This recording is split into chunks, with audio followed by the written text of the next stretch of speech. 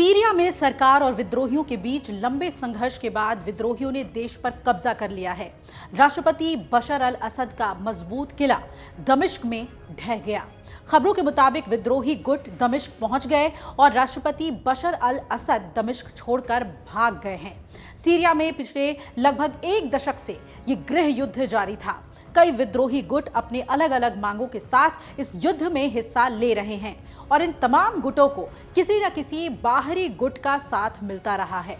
आइए आपको बताते हैं और जानते हैं कि कौन कौन से खिलाड़ी हैं जो सीरिया में इस जारी गृह युद्ध में अहम भूमिका निभा रहे हैं। सीरिया के गृह युद्ध में अमेरिका का क्या रोल है और सीरिया के गृह युद्ध में अमेरिका की भूमिका काफी विवादास्पद भी रही है। समय के साथ अमेरिका की नीतियां सीरिया को लेकर बदलती रही है। अमेरिका ने शुरुआत में बशर अल असद शासन का विरोध किया और विपक्षी समूहों को राजनीतिक और मानवीय सहायता दी थी। हालांकि अमेरिका को अल कायदा से जुड़े विद्रोही समूहों के बढ़ते प्रभाव की भी चिंता रही है। अमेरिका ने सीरियन डेमोक्रेटिक फोर्सेस यानी कि एसडीएफ का समर्थन किया, जिसमें कुर्द बलों का प्रमुख योगदान था। अमेरिका ने अल असद शासन के खिलाफ सीमित सैन्य कार्रवाई भी की थी। हालांकि ट्रंप पर अल असद के शासन को बचाने के प्रयास का भी आरोप लगता रहा।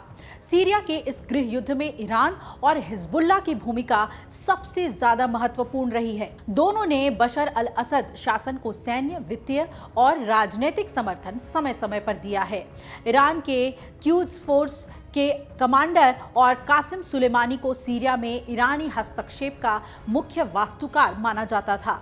आपको बता दें कि ईरान ने सीरियाई सेना को हथियारों और गोला बारूद की आपूर्ति भी कई बार की। हिजबुल्लाह ने सीरिया में बड़ी संख्या में अपने लड़ाके भेजे थे और ईरान और हिजबुल्लाह दोनों शिया मुस्लिम बहुल देश हैं और सीरिया में अल्पसंख्यक शिया समुदाय का समर्थन करते हैं। अब ईरान और हिजबुल्लाह दोनों इजराइल के विरोधी हैं और सीरिया में इजराइल के प्रभाव को कम करना चाहते हैं। सीरिया के गृह युद्ध में रूस की क्या भूमिका रही, आइए वो भी जानते हैं। सीरिया के गृह युद्ध में रूस की भूमिका भी काफी महत्वपूर्ण है।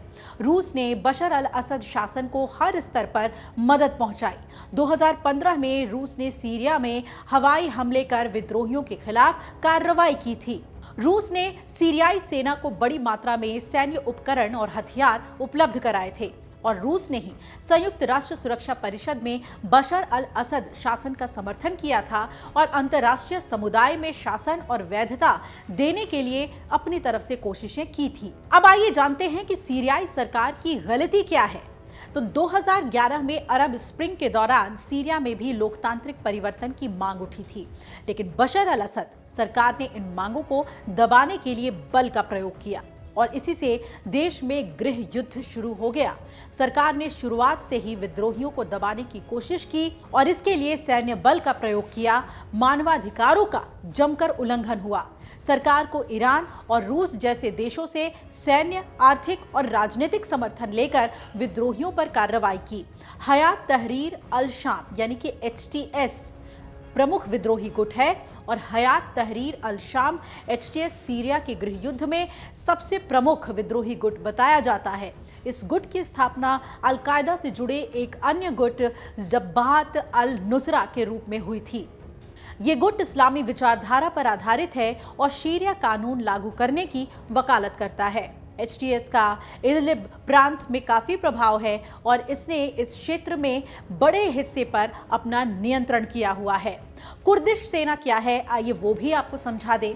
कुर्दिश सेना सीरिया के उत्तरी और पूर्वी हिस्सों में काफी एक्टिव है और ये खास तौर पे कुर्द जातीय समूह में संबंधित लड़ाकों से मिलकर बनी है।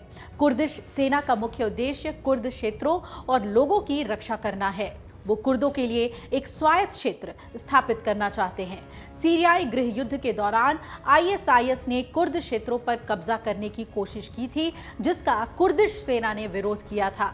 कुर्दिश सेना की सफलता के कारण ये अंतर्राष्ट्रीय राजनीति में एक महत्वपूर्ण खिलाड़ी बनकर उभरा था। सीरिया के युद्ध में तुर्की की भी एक भूमिका देखने को मिली है। आइए वो भी समझते हैं। तुर्की ने इस संघर्ष में सीधे और परोक्ष दोनों तरह से भाग लिया और तुर्की का मानना यह है कि सीरिया में कुर्दों का एक स्वायत्त क्षेत्र बनने से तुर्की में पीकेके को और अधिक बल मिलेगा। इसलिए तुर्की ने सीरिया में कुर्दों के प्रभाव को कम करने के लिए हस्तक्षेप जारी रखा। तुर्की ने शुरुआत में सीरियाई राष्ट्रपति बशर अल असद के खिलाफ विद्रोहियों का समर्थन किया था। तुर्की का मानना था कि असद शासन अस्थिर है और इसे हटा दिया जाना चाहिए।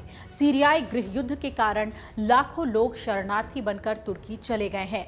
तुर्की ने शुरुआत में सीरियाई विद्रोहियों को हथियार, गोला बारूद और अन्य सहायता प्रदान की थी और तुर्की ने ही सीरिया में कई बार सैन्य अभियान चलाए हैं। इन अभियानों का मुख्य उद्देश्य कुर्दों को पीछे खदेड़ना रहा है। अगर आप ये वीडियो YouTube पर देख रहे हैं तो हमारे चैनल को सब्सक्राइब कर बेल आइकन दबाएं और Facebook पर देख रहे हैं तो हमारे पेज को लाइक करें। 8 मिलियन प्लस सब्सक्राइबर, आपके इस भरोसे के लिए बहुत धन्यवाद।